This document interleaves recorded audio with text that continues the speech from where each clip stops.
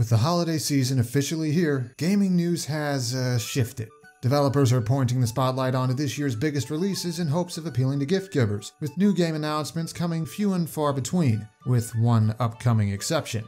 But more importantly for Smash Bros., development on Ultimate's 8th DLC fighter is moving along behind the closed doors of so many developers' homes. And considering we're on a pace right now of one newcomer every 3 to 3.5 months, and the previous newcomer was released in early October, it's only a matter of time now until the next one makes its identity known. Possibly at the Game Awards, though more likely sometime in January. And the closer we get, the more fans are asking, who's next? So let's take a closer look at 3 characters in particular I think are worth keeping an eye on as potentially fighter number 8. We'll be discussing 3 other hopefuls than those mentioned in the previous episode to avoid coming off redundant. With no major leaks or rumors making the rounds at the time of this video's development, this will be pure analysis and speculation. So, let's see if we can call it.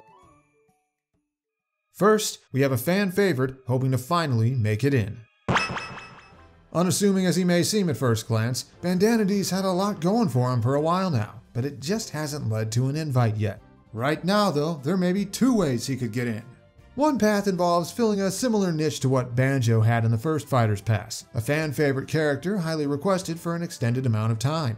Ultimate has chosen several characters like this already, and while Bandanity hasn't been as glamorous to talk about as others like Geno or Rex, he has a lot of fans and a lot of support ever since Smash 4 got announced. Maybe the stars could finally align now, especially if other characters in similar situations get held back by extenuating circumstances.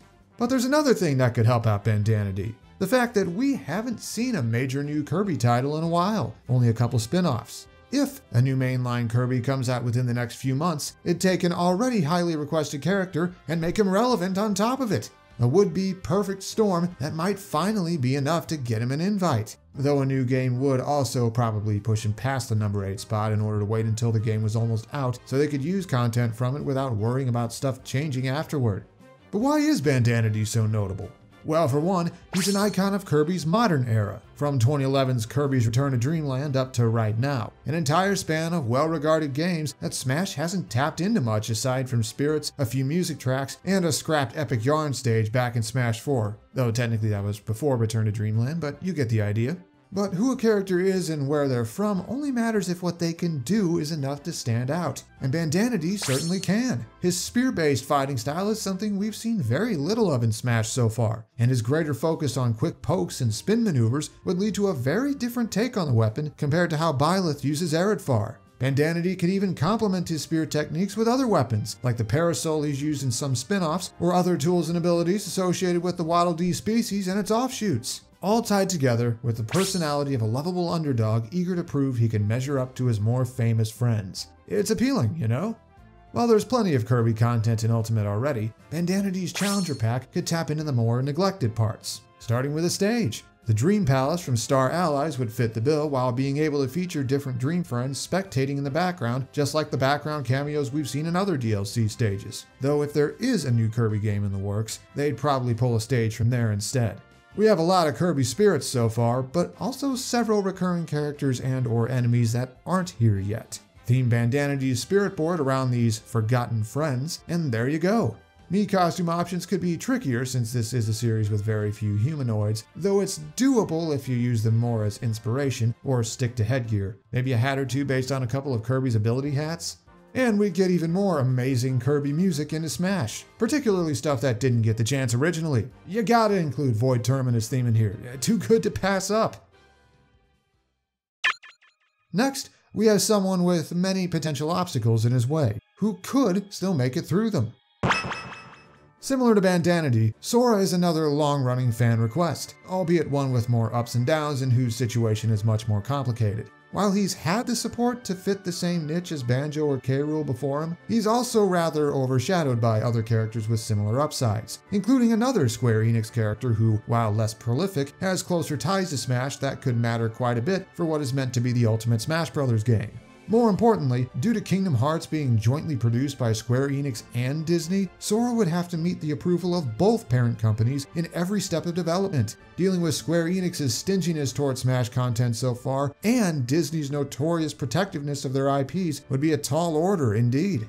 and yet his upsides are big enough that I think he's still worth paying attention to despite how many potential deal breakers there are. And while the main Kingdom Hearts games have dodged Nintendo systems so far, we have seen a few secondary titles and spin-offs on them, including a very recent one.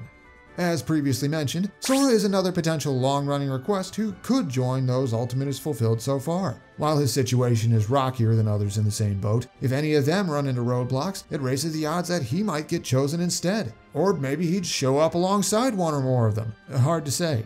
But there's a big reason why Sora could be a compelling choice on his own terms. Near limitless moveset potential thanks to the vast array of attacks, spells, and Keyblade techniques he's picked up throughout his games. With options like Sonic Blade for burst movement, Strike Raid for a quick projectile or punish, Flow Motion as freeform recovery, all the classic Final Fantasy spells, and some unique ones for further flexibility, and even multiple choices for a final smash, this is one of those cases where a character has so much to work with that narrowing down what to use becomes a task in and of itself. And it all leans toward the kind of freeform and very combo-heavy fighting style that appeals so well to potential players, though one kept balanced by most individual attacks being weak, just like how in Kingdom Hearts you often need multiple combos just to fell even basic enemies. Sure, he could rush opponents down and convert on them easily, but he'd have to keep doing it in order to keep pace.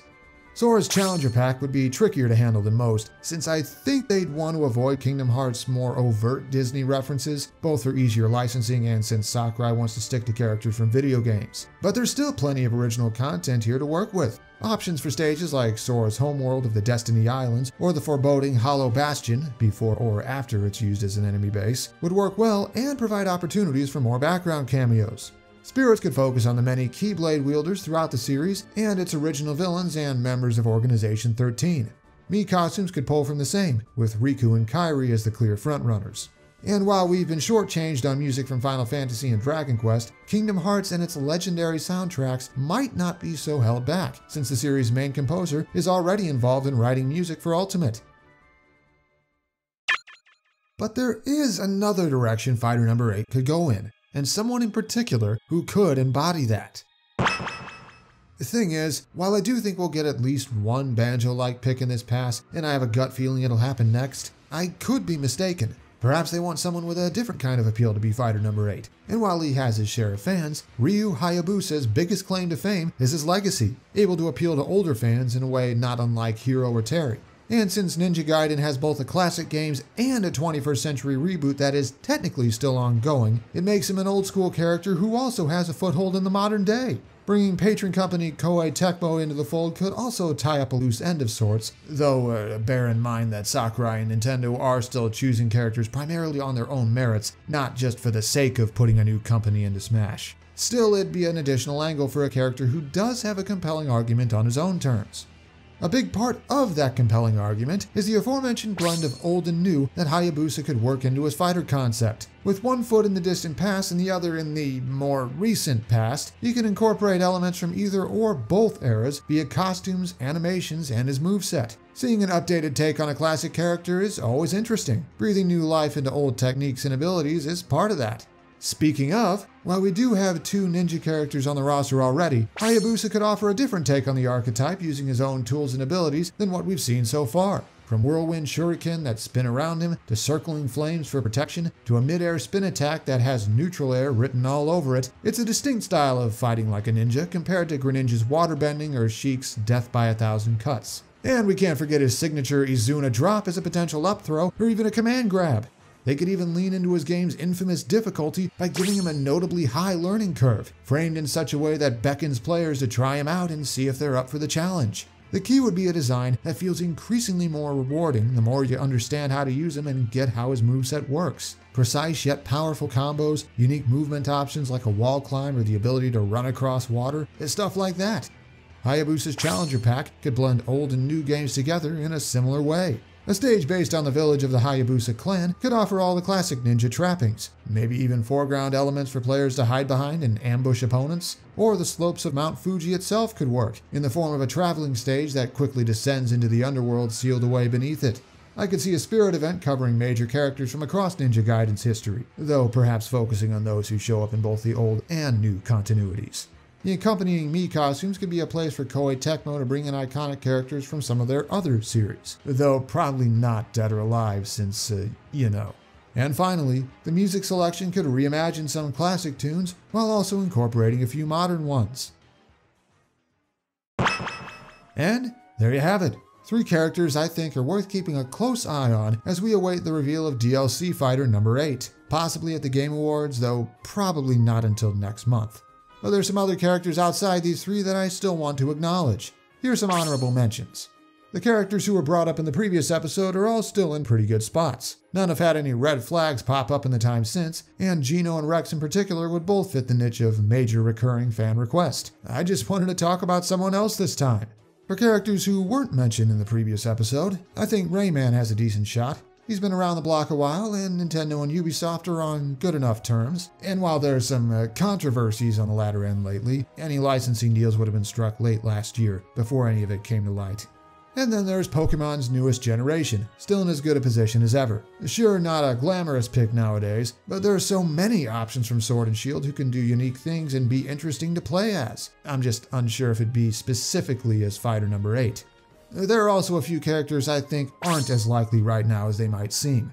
We've had a few notables with major new releases, either recently or upcoming, who've seen a lot of talk, but I don't think they have a serious chance yet. Fighter number 8 probably started development around when Min Min was released, so I think if one or more of them is in, it wouldn't be until later on, so content from their newer games could actually be safely used. I also think we'll be waiting longer for any Zelda newcomers for the same reason. We know the Breath of the Wild sequel is coming, but not when yet, nor if there will be any notable new characters from it. And while Age of Calamity is out now, it's a spin-off and we've yet to see newcomers pulled from specifically those. Though I wouldn't rule a Zelda newcomer out, I just don't think it's happening yet. And be careful with any characters getting hyped up a lot, alright? The Smash community likes to pick a select few and bandwagon on them and then believe that all the talk surrounding them must mean they're shoo-ins, but it's often just smoke and mirrors. They're not completely impossible, just try and look deeper and assess their actual situations, because how likely they actually are is often completely independent from how often they're talked about. And that's my ambiguously quick take on where we currently stand. A little different than what other speculators may be saying, but hey, let's see if I'm onto something. Fighter number 7 was someone who was one of last video's honorable mentions, so who knows, right? The excitement may be building up again, but be careful, okay? I've seen too many people who've started expecting the rest of the newcomers to be chosen based on who'd make for the most mind-blowing reveals without thinking about the actual gameplay or entire outside context. This is the development of a video game, not the plot of a blockbuster movie. So, hype responsibly. Special thanks to these people for helping make this video happen. Thanks especially to my patrons for hanging in there through this nightmare of a year. Almost over though, right? So, until next time, we wait and see who joins the fight next. Whether sooner or not for a while, we'll see.